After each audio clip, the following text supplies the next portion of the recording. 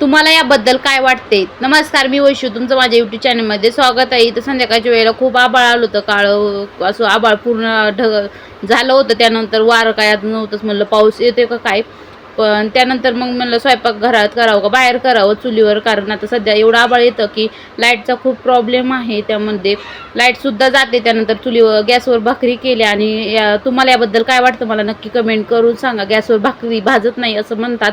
त्यानंतर माझा गॅस एवढा खराब होतो तो इग्नोर करा. त्यानंतर इथं मसाले भात केला होता आवनसाठी. आवनची फरमाईश होती मसाले भात कर. इथं मामांचं चाललं होतं बोंबील कर.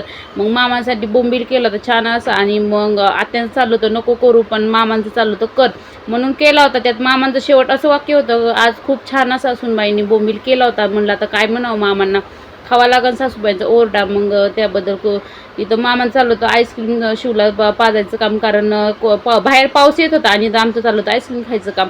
त्यानंतर इथं छान असे मेनू होते आज जेवणासाठी, आणि इथं आमच्यासाठी होता चुलीमध्ये बटाटे भाजलं होतं, खूप छान असं केलं होतं. त्यानंतर मामांनी खूप सारं खायला आणलं होतं.